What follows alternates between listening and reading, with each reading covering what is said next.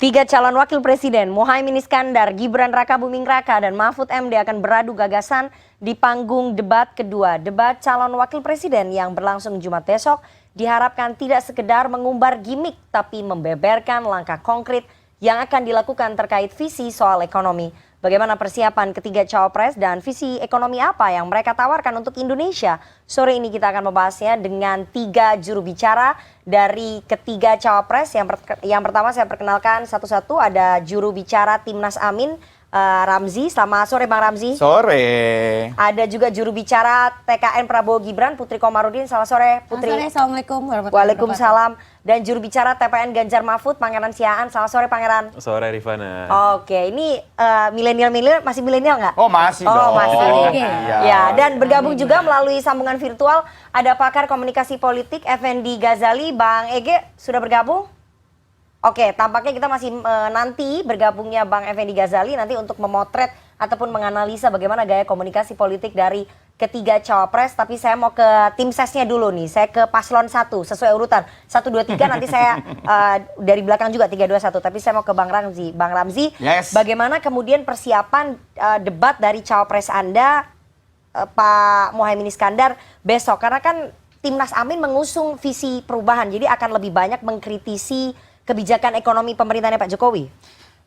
Kalau belajar pengalaman dari debat capres yang perdana yang tanggal 12 Ya. 12 Desember kemarin gitu ya. Itu terlihat sekali masing-masing calon presiden baik Pak Anies, Pak Prabowo maupun Pak Ganjar itu memang memperlihatkan karakter mereka masing-masing gitu ya. Kalau berbicara debat, diskusi, pemaparan, adu gagasan, kalau saya mewakili pasangan Amin, ya itu udah vitaminnya seorang Anies Rashid Baswedan, seperti itu. Nah, alhamdulillah ketika akhirnya Allah mentakdirkan menjodohkan mereka antara Pak Anies dan Caimin, nah buat kita ini tim semua, tim pemenangan, besar harapannya juga kepada Caimin. Caimin bukan sesuatu hal yang baru untuk diskusi, berdebat, menyampaikan visi misi, gagasan dan lain-lain dengan latar belakang track record beliau yang udah sangat luar biasa. Kayak gitu. Jadi ya persiapannya tetap dilakukan, tapi memang kita yang mewakili tim ya optimis lah akan debat besok.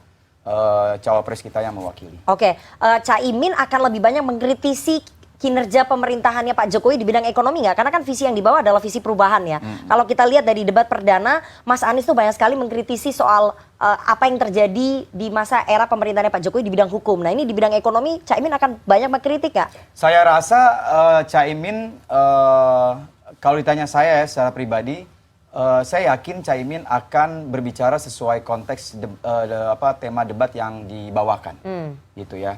Saya yakin tidak akan lewat jauh dari tema debat yang ditetapkan oleh KPU. Gitu ya. Seperti kemarin juga di debat Capres, Pak Anies baik apa yang beliau sampaikan, memberikan pertanyaan kepada Capres yang lain, menjawab, semuanya sesuai Jadi tema. akan sama ya, Akan sama. Caimin akan mirip dengan Mas Anies, banyak mengkritisi. Oh, kan tema kita kan perubahan. Sebenarnya kan kita perubahan kan berarti berbeda dengan apa yang nggak perlu dimiliki oleh Pak alergi, Jokowi. tidak perlu alergi dengan kalimat perubahan. Semua juga toh akhirnya menyampaikan juga perubahan. Kalau ada sesuatu yang tidak baik, yang tidak benar akan kita perbaiki. Itu perubahan juga. Oke, artinya akan ada banyak kritikan terhadap kinerja ekonominya Pak Jokowi. Intinya begitu ya? Bukan kritikan, niat baik untuk memperbaiki. Oke, iya. Itu kata lainnya sebenarnya kalau dalam KBBI ya, Bang Ramzi ya. Tapi saya mau ke Jangan salah ngomong, nanti saya laporkan kamu. Oke, paslon nomor urut 2, Putri Komarudin. Putri, ini kan paslon Anda, Pak Prabowo dan juga Mas Gibran mengusung visi keberlanjutan. Nah, pada saat debat nanti, apakah kemudian Mas Gibran akan lebih banyak menjual program ekonominya Pak Jokowi, program ekonomi bapaknya? Ya, sekarang kan memang kalau kita dari awal kita sangat committed gitu dengan melanjutkan program ekonominya Pak Jokowi yang memang menurut kita sudah sangat baik gitu. Apalagi pasca pandemi ini kita tahu sangat sulit, banyak negara yang tidak bisa rebound. Sementara dengan kiat-kiat ekonominya Pak Jokowi dan bersama Menteri serta lembaganya, kita bisa bertahan sekarang di level 4,9% untuk pertumbuhan ekonomi di kuartal yang sekarang. Jadi tentu program beliau yang sekarang sudah baik, misalnya bagaimana kita terus mendorong hilirisasi, bagaimana kita mendorong digitalisasi ekonomi, UMKM, bagaimana kita juga bisa menciptakan lapangan pekerjaan yang baru dengan ekonomi digital yang tentu sudah dijalankan oleh Mas Gibran juga di Solo pada saat beliau sampai sekarang sampai hari ini bertugas sebagai wali kota Solo. Jadi tentu yang akan beliau soroti adalah terkait dengan program-program yang sudah berhasil sekarang ditambah dengan program yang kita usung di Paslon 02 misalnya kredit untuk startup yang memang khusus kita siapkan untuk anak-anak muda di bidang teknologi dan inovasi. Supaya bisa menciptakan lapangan pekerjaan sehingga kita punya solusi terkait dengan sekarang banyak industri yang mulai memakai teknologi sehingga penyerapan lapangan pekerjaan ini tidak optimal. Itu kan pertanyaan dari banyak orang kan, bagaimana angkatan kerja baru anak-anak muda ini bisa tetap berkontribusi pada lapangan pekerjaan. Saya akan bicara nanti lebih dalam soal lapangan pekerjaan yang menjadi concern anak-anak muda, tapi pertanyaan saya berarti dari Mas Gibran tidak akan mengkoreksi ataupun tidak akan memperbaiki program ekonominya Pak Jokowi ya. Karena banyak juga suara masyarakat yang menilai bahwa apa yang dilakukan oleh Pak Jokowi di era pemerintahannya di bidang ekonomi ini harus banyak yang dikritisi atau harus banyak yang diperbaiki. Tentu kita akan melanjutkan, tapi dengan program-program yang sesuai dengan bagaimana ekonomi kita kondisinya pada hari ini gitu. Jadi keberlanjutan dengan modifikasi pada hal-hal yang memang perlu diperbaiki. Kalau ini Paslon 1 Caimin akan mengusung visi perubahan, mengkritisi Paslon nomor 2 akan mengusung keberlanjutan, begitu ya? Betul, karena memang harus banyak dirubah. Orang cabai aja mahal. Itu cabai aja mahal. dari jualan kampanyenya Paslon 1, tapi Paslon 3 Pak Mahfud MD ini kan masyarakat masih bingung ya dengan sikap positioningnya Pak Ganjar dan juga Pak Mahfud melihat situasi politik antara PDI Perjuangan dengan Pak Jokowi. Jadi besok Pak Mahfud akan lebih banyak mengkritisi kebijakan ekonominya Pak Jokowi atau melanjutkan kebijakan ekonominya Pak Jokowi atau bagaimana? Standing positionnya gimana? Kalau yang dua udah jelas. Sebenarnya publik tidak perlu bingung. Karena kalau TPN Ganjar Mahfud jelas meneruskan pembangunan dan semua programnya Pak Jokowi yang baik. Jadi kalau tadi pertanyaannya, berarti ada yang nggak baik? Ada yang bisa lebih baik lagi. Tapi ada yang nggak baik berarti? Ada yang bisa lebih baik lagi. Tapi secara keseluruhan kita sangat senang melihat bagaimana pembangunan Indonesia selama 9-10 tahun terakhir. Dan apa yang ingin dilakukan oleh Pak Mahfud, ini ingin menyampaikan bahwa Pak Mahfud ini kan seorang pendekar hukum ya, pendekar keadilan gitu. Kadang-kadang orang suka mikir apa hubungan antara ekonomi dengan hukum. Nah ini sebenarnya yang mau disoroti besok oleh Pak Mahfud. Bahwa banyak sekali urusan soal ketimpangan ekonomi, pembangunan ekonomi yang mungkin tersendat. Itu mungkin bisa diselesaikan kalau kita melihatnya lewat kerangka perspektif hukum. Misalnya kita ngomongin soal lapangan pekerjaan tadi, sempat disinggung. Bagaimana soal kemudahan-kemudahan untuk membuka lapangan kerja, investasi yang masuk itu seringkali menjadi bottleneck-nya adalah masalah-masalah soal kepastian hukum. Ya, ada pengusaha mau berusaha izinnya tidak mudah di berbagai level. Ada investasi mungkin memasuk red tape-nya terlalu banyak birokrasinya. Itulah yang ingin di-solve besok akan disampaikan berbagai program dan juga solusi oleh Pak Mahfud MD. Tapi kan Pak Mahfud bagian dari pemerintahannya Pak Jokowi nih selama periode kedua. Jadi bagaimana? Berarti kan itu menjadi backfire nggak nanti ketika akan mengkritisi itu? Pak Mahfud saya rasa tidak akan mengkritisi. Kita tidak ingin mengkritisi siapa-siapa, tidak akan menyerang siapa-siapa juga. Kita akan fokus menawarkan apa gagasan-gagasan yang bisa diberikan oleh Ganjar dan Mahfud. Dan kita sekali lagi berkomitmen. Publik tidak usah bingung, tidak usah khawatir, Ganjar Mahfud akan meneruskan Pak Jokowi. Jadi akan ada dua nih yang meneruskan ataupun mengusung keberlanjutan program-program ekonominya Pak Jokowi. Saya mau menyapa Pak Effendi Ghazali, Bang Ege sudah bergabung ya? Ya, sudah Nana. Dan salam buat Ramsi, Pangeran, Putri. Bang Ege, bagaimana kemudian Anda memprediksi narasi dan gaya komunikasi politik ketiga cawapres nanti di debat bertema ekonomi besok? Kalau tim sesnya kayaknya positioningnya udah jelas nih. Paslon 1 positioningnya perubahan, berarti akan banyak kritik soal ekonominya Pak Jokowi. Paslon 2 dan 3 keberlanjutan, tidak akan banyak mengkritik tapi melanjutkan gitu. Jadi akan memperteguh positioning masing-masing nggak? Iya, sebetulnya kan kalau debat ini akan melihat juga bagaimana situasi yang muncul di lapangan besok, baik Ramsi, Pangeran, dan Mbak Putri ya.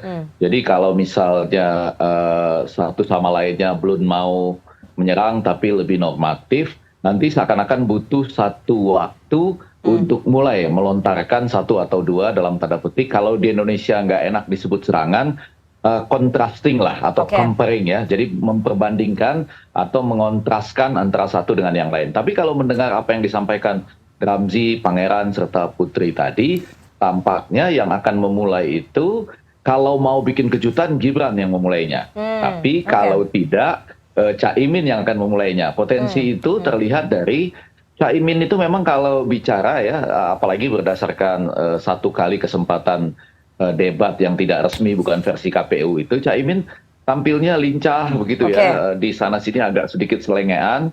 Nah pada bagian tertentu sementara ini kan kita lihat Mas Gibran itu agak pendek-pendek dan terpotong-potong bicaranya ya.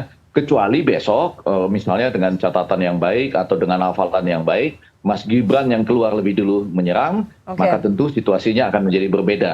Tapi kalau tidak, saya rasa di awalnya agak sedikit kurang menarik, agak sedikit normatif, lalu nanti sampai menunggu siapa yang akan memulainya. Potensinya untuk memperbandingkan atau menyerang itu ada pada Caimin dan Mas Gibran. Oke, justru sosoknya Pak Mahfud tidak berpotensi untuk menyerang begitu, Bang Ege. Kan Pak Mahfud terkenal belak-belakan. Oh iya, enggak. Nanti Mas, kan ini sistemnya di samping pemaparan awal masing-masing ya, kemudian ada pertanyaan dari panelis yang juga akan ditanggapi oleh penampil lain. Nah, saya rasa pada saat menanggapi itu akan muncul juga upaya-upaya akselerasi dari Prof. Mahfud. Disebutnya kan akselerasi. Jadi itu bisa juga mempertajam di sana-sini dengan akselerasi. Tapi dugaan saya dalam tanda petik serangan pertama itu akan keluar kalau tidak dari Mas Gibran, dari Gus Imin. Baik, jadi Anda meyakini akan ada gimmick-gimmick ya pada debat nanti ya?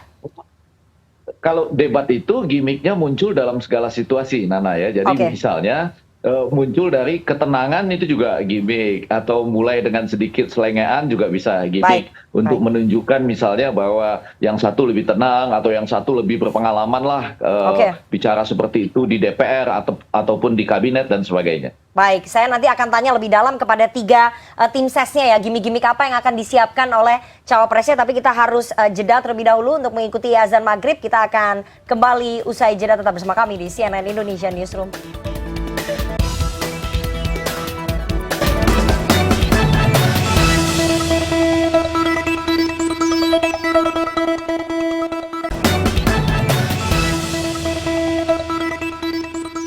Terima kasih Anda masih bersama kami di CNN Indonesia Newsroom, dan kita akan lanjutkan perbincangan kita jelang debat cawapres adu gagasan atau adu gimmick. Seperti yang tadi disampaikan oleh Bang Effendi Ghazali, pakar komunikasi politik, bahwa masing-masing cawapres besok pasti akan menampilkan gimmick-gimmicknya. Saya mau tanya ke tim sesnya dulu dari paslon nomor 3. Pangeran, kira-kira gimmick apa yang sudah dipersiapkan oleh Pak Mahfud? Akan ada gimmicknya nggak?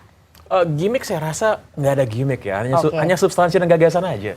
Apa sih yang disebut dengan gimmick itu apa? Gitu kan. Kalau misalnya kayak kemarin kita berbicara, oh bajunya Pak Ganjar di debat pertama bagus ya. Gitu. Apakah nanti Pak Mahfud akan memakai baju yang lain yang menarik? Ya saya rasa itu ya penampilan, tapi yang menjadi fokus kalau bagi kami sih, kami tetap kepada gagasan apa sih yang ingin didengar oleh rakyat, apa yang akan dilakukan oleh Ganjar Mahfud untuk menyelesaikan masalah ekonomi rakyat gitu. Jadi kami tidak ingin terlalu banyak bergelut dengan gimmick ya, dengan action yang mungkin bombastis. Kita fokusnya pada gagasan dan kepada isu aja. Oke, jadi dari Pak Mahfud gak akan ada banyak gimmick, tapi lebih straight to the point nanti ya. Definitely. Oke, saya mau tanya ke paslon 2, cawapres Anda kan pelit bicara tadi disampaikan oleh Bang Ege ya. Besok kira-kira akan ada kejutan-kejutan yang disampaikan, apa Mas Gibran akan tampil di luar kebiasaannya yang biasanya cuma ngomong sekata-sekata gitu? Yang pasti kan kita udah pernah punya acuan lah ya, Mas Gibran ini kan sudah pernah berdebat pada saat beliau mau jadi wali kota Solo. Dan di situ beliau dengan sangat gamblang menyampaikan visi misi dan program kerjanya. Jadi saya yakin itulah yang akan ditampilkan beliau besok. Dan kalau soal serang menyerang, sebagai seorang anak muda yang sangat respect kepada Pak Mahfud, Prof. Mahfud dan juga Gus Imin, pasti beliau juga akan menghargai beliau berdua, apalagi beliau ini, Mas Gibran ini adalah representasi dari 54% anak muda yang sekarang ada di total daftar pemilih tetap kita. Jadi saya yakin beliau akan menunjukkan bahwa sebagai generasi muda kita akan menghargai yang lebih senior, tapi kita punya ide-ide baru yang perlu disampaikan dan tentunya harapannya bisa mewakili kekhawatiran anak-anak muda yang sekarang ada di Indonesia. Oke, jadi ada gimmick nggak yang disiapin besok? Kalau gimmick Kalau kemarin kan Pak Prabowo banyak gimmicknya joget gitu. Dari Mas Gibran? Kalau gimmick itu kan relatif, jadi ya kita lihat aja besok. Oke, jadi ada kejutannya ya. Kalau dari paslon 1, kira-kira Caimin akan mengeluarkan gimmick-gimmick nggak? Karena kan Caimin tuh terkenal ya sering mengeluarkan gimmick gitu, kayak sampai sarung. Kira-kira besok akan ada gimmick Kak? Ya sama seperti pangeran sama putri. Ini nggak tahu ya besok nih definisinya gimmick apa bukan. Tapi sekali lagi yang tadi saya sampaikan di awal, baik Pak Anies maupun Caimin itu ya, itu ya Pak Anies sudah tampil, begitu juga dengan Caimin. Dia akan menampilkan dengan apa adanya sesuai dengan karakter beliau masing-masing. Caimin mau bicara apa? Ekonomi, lapangan pekerjaan, dan lain-lain. Beliau 2004 sampai 2019 Menteri Tenaga Kerja dan Transmigrasi. Dengan segudang pengalaman, Wakil Ketua DPR sampai 2 kali, Wakil Ketua MPR. Belum lagi aktivis kampus, dan lain-lain. Nah, pembawaannya memang komposisi antara Pak Anies sama Caimin, alhamdulillah komposisinya pas. Gitu. Ya, ibarat kalau bis itu supirnya harus serius gitu ya. Harus fokus, emosinya harus stabil, jangan meletup-meletup karena dibawa nyawa penumpang. Sementara kan keneknya dia bisa kemana-mana, bisa menagih uang para penumpang, dan itu analogi yang sangat sederhana. Jadi saya percaya besok Caimin akan sesuai dengan karakter, nggak ada yang palsu. Oke, jadi akan ada gimmick juga Caimin ya? tidak butuh Gimmick-gimmick spontan gitu. Iya, Bu. Saya belum berani mengatakan apakah ada gimmick-gimmick spontan. Kecuali ketika misalnya Caimin menanyakan kepada Gibran, misalnya pertanyaannya A, tapi jawabannya C dan E. Gitu ya. Mungkin Caimin, mana kok nggak nyambung gitu kan, misalnya kayak gitu kan. Itu natural aja gitu kan. Saya akan masuk ke isu yang lebih dalam ya, soal ekonomi. Karena dari berdasarkan hasil survei, isu ekonomi yang menjadi sorotan ataupun diharapkan oleh publik adalah ekonomi kerakyatan. Salah satu yang menjadi sorotan dari Gen Z dan juga milenial soal isu ekonomi adalah Undang-Undang Cipta Kerja. Jadi kalau kita beberapa kali kita menggelar survei, terus kemudian kita menggelar talk show, rata-rata Gen Z dan juga milenial mereka sangat concern dengan Undang-Undang Cipta Kerja. Saya mau ke paslon 2 dulu ya. Undang-Undang Cipta Kerja ini menjadi kekhawatiran sebetulnya bagi Gen Z dan juga millennials terkait dengan ketika mereka nanti mencari pekerjaan. Bagaimana kemudian Mas Gibran meyakinkan ataupun menjamin pemilih, terutama pemilih muda ya, soal keberadaan Undang-Undang Cipta Kerja ini? Ya. Sebenarnya kan Undang-Undang Cipta Kerja ini kan sangatlah positif bagi ekonomi kita karena di situ ada kemudahan untuk berusaha, di situ kita juga memberikan kepastian bagi investor karena kan selama ini birokrasi kita yang membuat akhirnya proses berbisnis ataupun berusaha di Indonesia itu sedemikian rumitnya. Jadi kalau dari strategi ekonomi kita tentu kita akan melengkapi apa yang telah diberikan landasannya dengan sangat baik dalam Undang-Undang Cipta Kerja. Misalnya kita akan memberikan bisnis UMKM yang baru itu keleluasaan ataupun insentif perpajakan selama 2 tahun supaya mendorong anak-anak muda untuk aktif berusaha tanpa harus menunggu misalnya pekerjaan yang dibuka dari investor gitu. Dan kita tahu selama ini ekonomi kita bisa tetap bertahan karena UMKM kita masih kuat dan UMKM ini kan kontribusinya sangat besar 60% dari produk domestik bruto kita. Jadi harapannya berbagai pencapaian yang sudah Mas Gibran lakukan, kalau kita lihat di Solo dari hanya 3.000 jumlah UMKM ketika beliau menjabat 2022 sudah ada 11.000 Saya akan bicara yang UMKM sukses. nanti nih, soal Undang-Undang Cipta Kerja itu dulu. Jadi bagaimana kemudian cawapres Anda meyakinkan bahwa Undang-Undang Cipta Kerja ini tidak menjadi ancaman bagi generasi muda? Karena terutama pemilih muda, Gen Z dan juga milenial mereka khawatir sekali dengan keberadaan Undang-Undang Cipta Kerja. Iya. Kalau ini baik kan nggak menjadi kekhawatiran. Iya.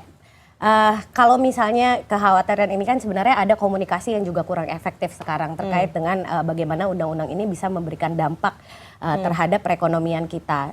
Sejak undang-undang ini diciptakan, Undang-Undang Cipta Kerja ini ada disusun oleh pemerintah, ditetapkan bersama DPR, sebenarnya kan kita sudah melihat banyak perubahan positif juga gitu. Inflasi kita terjaga di level 3% misalnya. Pertumbuhan ekonomi kita tetap stabil walaupun sekarang perang sudah mulai memanas. Itu karena Undang-Undang Cipta Kerja? Salah satunya. Dan kita juga punya yang namanya Undang-Undang Harmonisasi Peraturan Perpajakan, menguatkan basis perpajakan kita.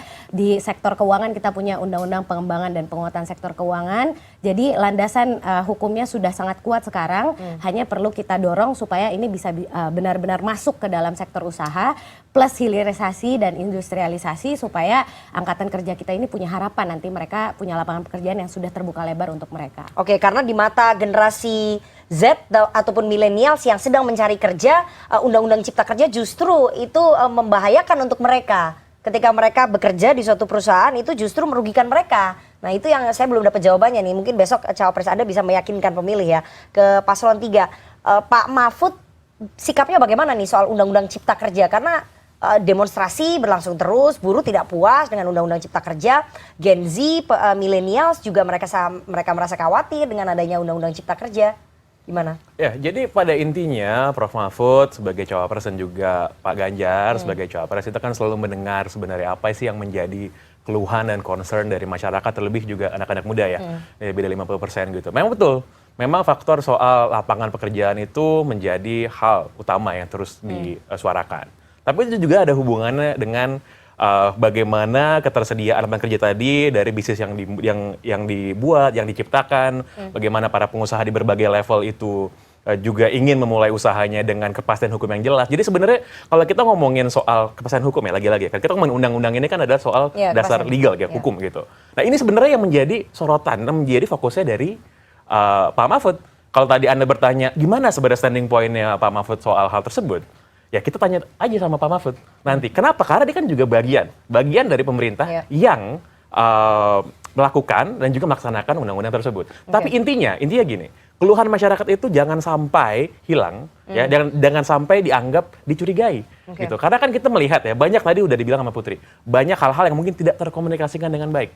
Ya, hal-hal tersebut yang sebenarnya ingin diatasi dan ingin didengar. Gitu. Jadi kalau kita lihat aja besok, nanti saya yakin pasti Prof. Mahfud akan mengatakan sesuatu yang berkaitan dengan apa yang tadi Anda tanyakan. Oke, tapi Undang-Undang Cipta Kerja ini kan dianggap menguntungkan pengusaha ya. Jadi mengusung keberlanjutan Pak Mahfud dan juga Mas Ganjar tidak akan merevisi Undang-Undang Cipta Kerja ya? Saya rasa itu terlalu cepat untuk kita jawab sekarang. Karena kenapa? Kita ngomongin soal sebuah produk legal, itu tidak bisa diselesaikan hanya dalam omongan 3-4 orang aja kan.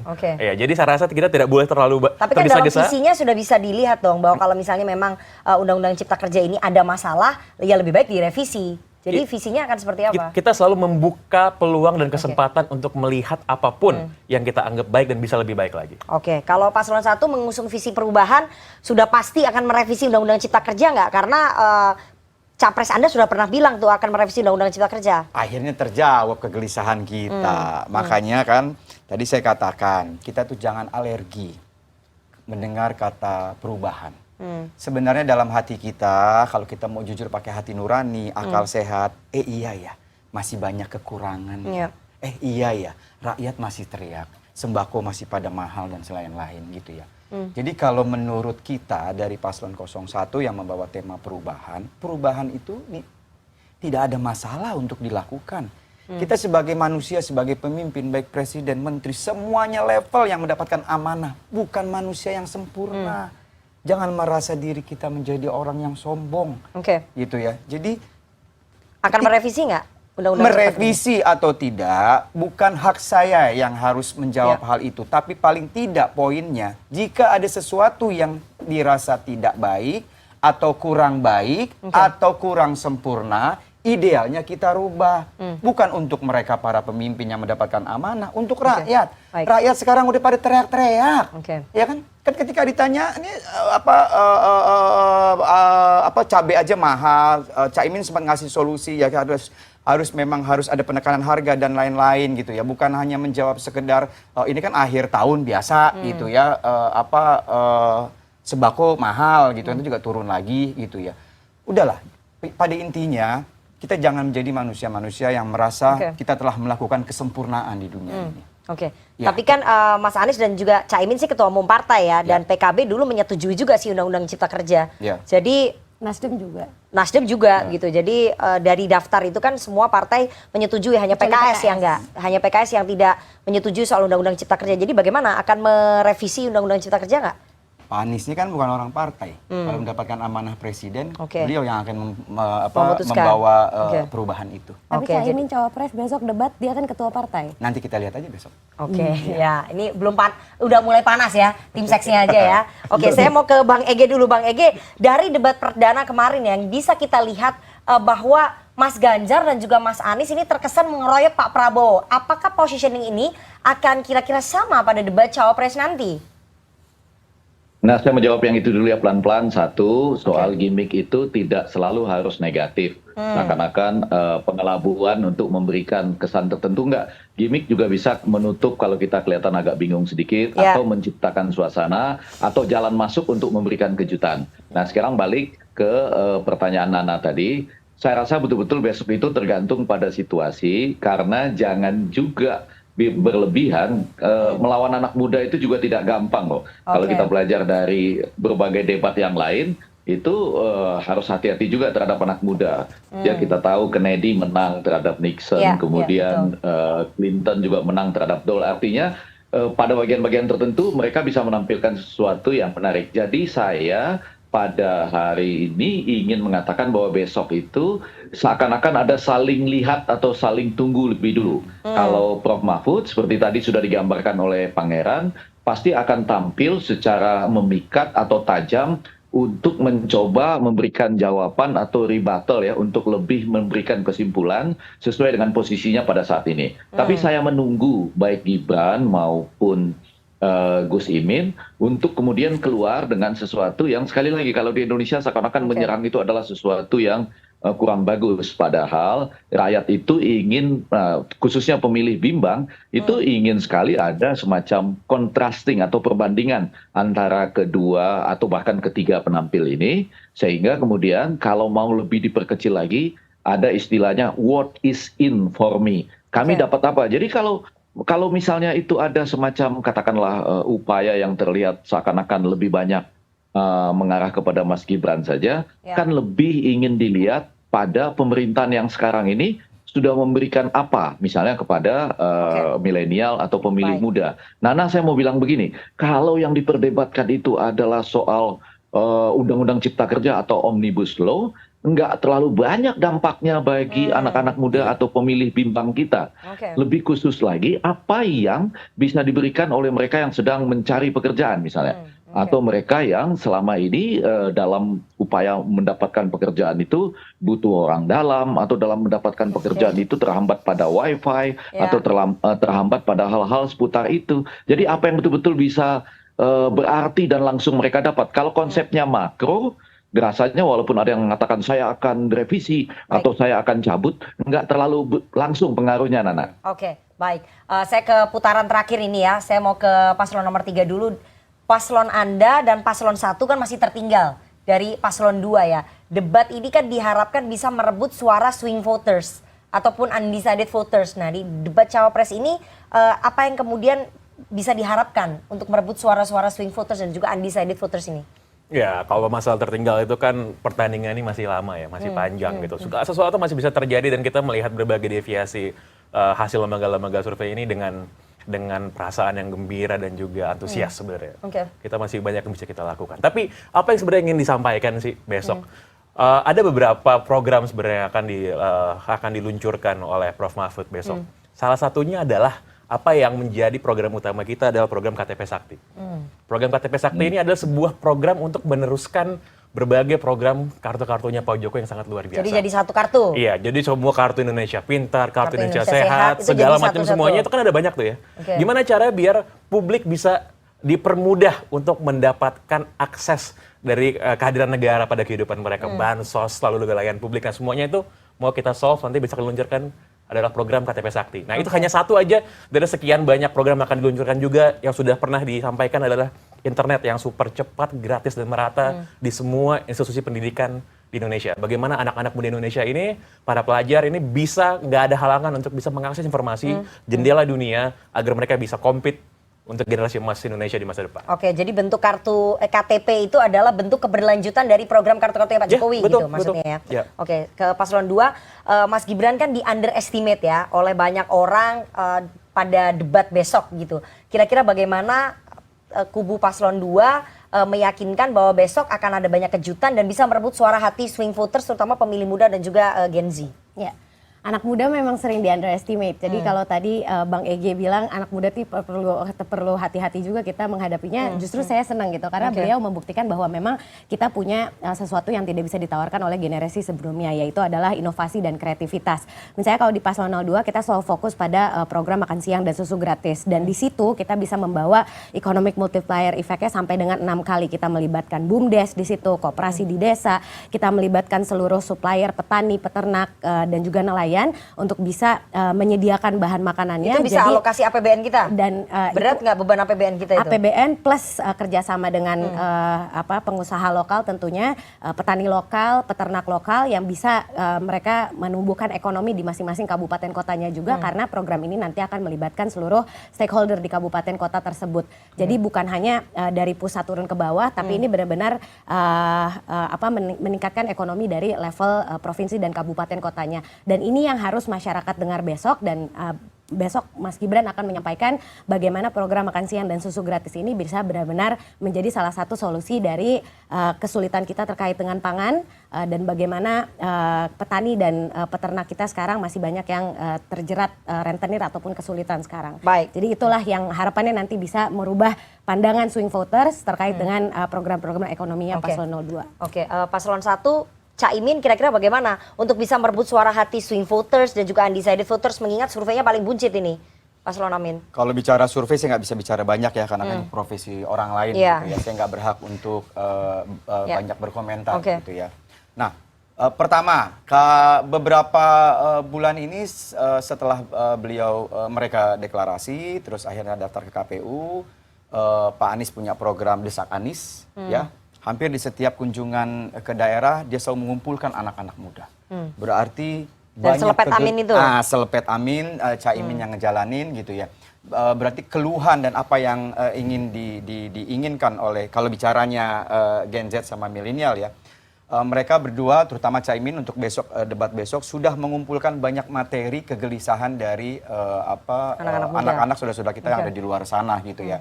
Kalau berbicara program yang memang spesifik, mungkin saya akan bacakan karena memang panjang banget. Caimin itu akan bansos plus.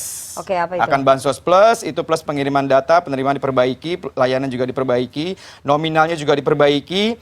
BLT tambahan untuk lansia dari 200 menjadi 300, disabilitas dari 200 menjadi 300, dan lain-lain gitu ya. Kalau berbicara untuk BLT hari meneruskan programnya Pak Jokowi dong. Ini kan disempurnakan dan ditambahin. Oke. Itu visi perubahan ya? Iya, BLT kan bukan dari sebelum Pak Jokowi. Iya, itu kan. Terus? Nah, kalau berbicara hari ini dapat apa, hari ini makan apa, kalau misalnya ada paslon menawarkan makan gratis, susu gratis, alhamdulillah Pak Anies sudah melakukan itu di DKI dan pernah disampaikan di debat Pilpres 2019 oleh Pak Prabowo. Oke. Pernah disampaikan. Jadi? Jakarta bisa menjadi Jadi contoh. maksudnya Pak Prabowo dan Mas Gibran mencontek apa yang sudah dilakukan Mas Anies gitu? Saya nggak mengatakan kayak gitu. Oke, kan sudah dilakukan. Iya berarti kan itu faktanya. Berarti dilanjutkan begitu ya? Dilanjutkan, Oke. insya Allah. Untuk skala nasional. Oke, tapi untuk Jakarta ya Pak Anies telah melakukan hal itu jauh sebelum. Mungkin informasi juga, ini program udah ada di 76 negara, jadi tidak ada konsep yang original. Betul. Saya yakin ini konsep yang sudah disempurnakan, disesuaikan dengan lokal konteks. Jadi ya semoga ini bisa benar-benar meningkatkan gizi dan IPM atau Indeks Pembangunan Manusia di Indonesia. Sesuai sama yang tadi saya bilang, kita manusia nggak ada yang sempurna, harus banyak perbaikan. Iya, Amin. oke. Baik, terakhir Bang Ege, seberapa besar sebetulnya dampaknya besok debat cawapres untuk meraih suara swing voters dan juga undecided voters? Ya, pertama-tama Ramzi nggak usah takut ngomong soal survei. Kalau ada survei internal, majukan saja sebagai perbandingan. Saya juga selalu hati-hati dan tenang melihat hasil-hasil survei. Yang mau saya katakan, dalam debat pertama kemarin, kami Komunikolog Indonesia melakukan analisis dan banyak juga pengamat atau pemantauan lain yang menunjukkan memang justru Anies dan Ganjar itu memperoleh simpati publik yang lebih baik dibandingkan dengan penampil yang lain. Artinya sekarang Nana ini adalah semacam beban juga ya bagi Gibran besok untuk tampil, ya jangan juga ada terjerembab atau apapun lagi. Karena dari 2 kali debat ini kita belum lihat ya ada hasil survei yang menganalisis pasca debat pertama misalnya. saya menduga kalau ini ada sesuatu yang terjerembab dan agak fatal, itu seperti sedang ditunggu-tunggu di media sosial, dan itu akan punya akibat. Walaupun Nana pasti akan ada orang yang mengatakan debat ini sudah tidak ada pengaruh. Itu kalau dalam teori, kalau ada orang yang mengatakan demikian, dia memang ingin supaya debat ini tidak ditonton karena dalam posisi sedang leading misalnya. Tapi yang mau saya katakan untuk menjawab Nana tadi, kita sedang di tengah-tengah pemilih bimbang 28,7%, dan pada beberapa survei itu yang bisa berpindah atau swing voter 40%, dan dari hasil debat yang pertama, yang leading belum terlalu menggembirakan, maka debat besok, apalagi ada nama Gibran ya dalam konteks ananda dari presiden yang pertama kali maju sebagai cawapres dalam sejarah Indonesia, untuk debat ini, itu pasti akan punya pengaruh paling tidak psikologis lebih dulu. Oke, baik. Kita lihat nanti hasilnya, karena sekali lagi yang bisa mengukur adalah angka statistik ya di survei ya Bang Ege ya. Semoga ada lembaga survei yang merilis setelah penampilan debat perdana dan juga debat cawapres besok, dan semoga setelah dua ini. Oke, semoga ketiga cawapres Anda besok bisa tampil maksimal, meyakinkan pemilih di Indonesia, terutama para swing voters dan juga undecided voters yang jumlahnya masih tinggi sekali. Terima kasih kepada 3 tim ses, 3 juru bicara yang sudah hadir pada sore hari ini di CNN Indonesia.